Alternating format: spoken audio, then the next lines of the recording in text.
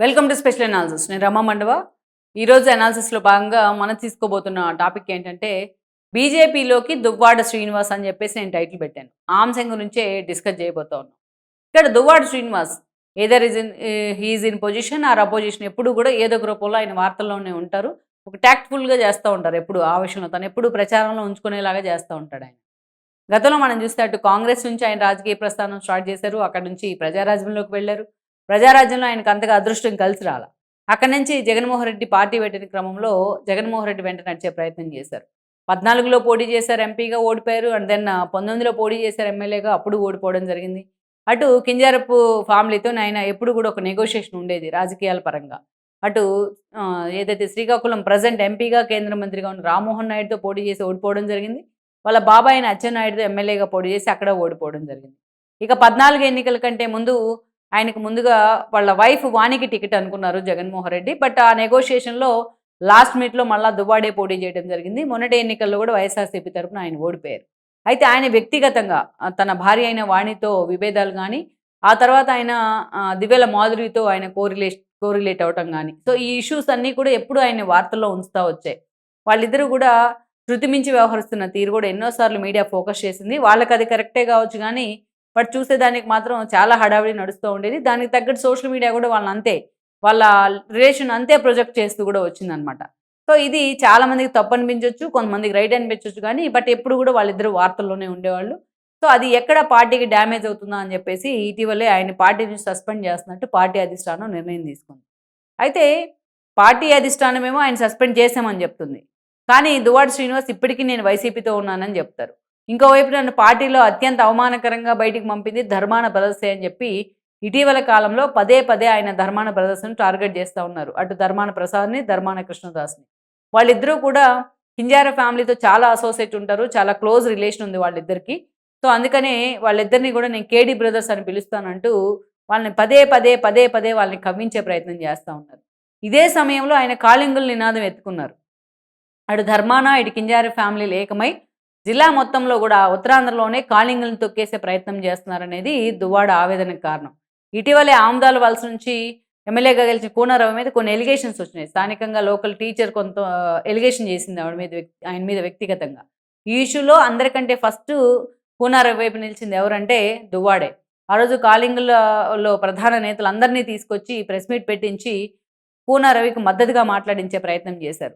అంతేకాదు తమ్మినేని ఆశిస్తున్నారు, parliament ticket ఆశిస్తున్నారు తమ్మినేని సీతారాం నెక్స్ట్ ఎలక్షన్స్‌లో. అయితే ఈ క్రమంలోనే శ్రీకాకుళం పార్లమెంట్ టికెట్ తనకే ఇవ్వాలని తమ్మినేని అడుగుతా ఉన్నారు. తన కొడుకు చిరంజీవిని అసెంబ్లీకి పంపించాలని అడుగుతా ఉన్నారు. ఇది ఇంకా క్లారిటీ లేదు పార్టీలో. అయితే ఇదే సమయంలో ధర్మాన కృష్ణదాస్ ఒక కామెంట్ చేశారు. తన కొడుకు కృష్ణ చైతన్యకు పార్లమెంట్ టికెట్ ఇవ్వాలని చెప్పేసి ఒక ప్రపోజల్ పెట్టారు. కావాలనే తమ్మినేని కూడా కాళింగ సామాజిక వర్గం, కోన రవి కూడా కాళింగ సామాజిక వర్గం.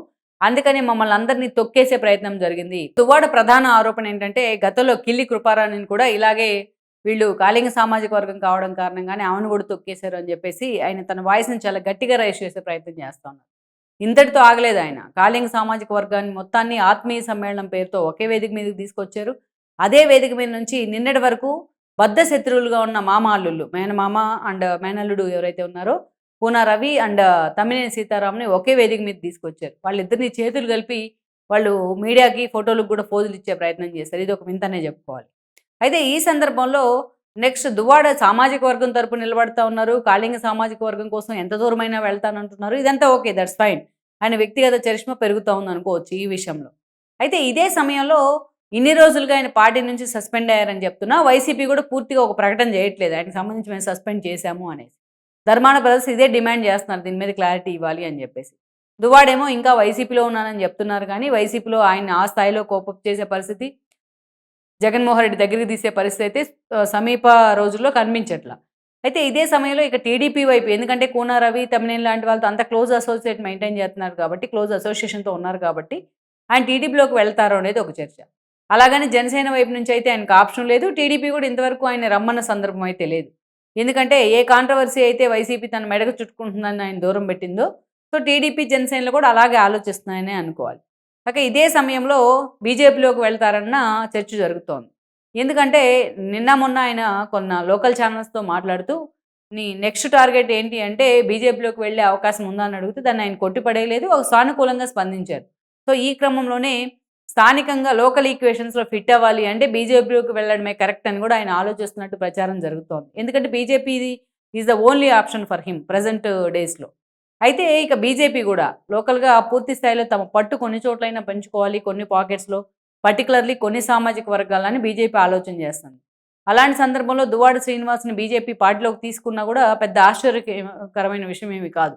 ఎందుకంటే నిజంగానే కాళింగ సామాజిక వర్గంలో ఎంతో కొంత ఫాలోయింగ్ ఉంది దువ్వాడ శ్రీనివాస్‌కు. సరే ఆయన వ్యక్తిగత విషయాలు ఎలా ఉన్నప్పటికీ గూడా తనకంటూ కూడా కొంత ఫాలోయింగ్ ఉంది. మంచి ఫైటర్‌గా పేరుంది కొన్ని ఇష్యూస్ మీద. సో, అలాంటి పరిస్థితుల్లో ఈరోజు బీజేపీ కూడా ఆయన మీద ఫోకస్ పెట్టిందనే చర్చ జరుగుతోంది. మరి ఇప్పుడున్న పరిస్థితుల్లో దువ్వాడ శ్రీనివాస్ నిజంగా బీజేపీలోకి వెళ్తారా? ఆయనకు బీజేపీ రెడ్ కార్పెట్ ఏస్తుందా? మరి బీజేపీలోకి వెళ్తే ఆల్రెడీ కూటమిలో బీజేపీ భాగస్వామ్యంగా ఉంది. మరి ఆ ఈక్వేషన్స్‌లో, ఆ రాజకీయ సమీకరణాల్లో దువ్వాడ ఎంతవరకు ఫిట్ అవుతారు అన్నది మనం చూడాల్సి ఉంది.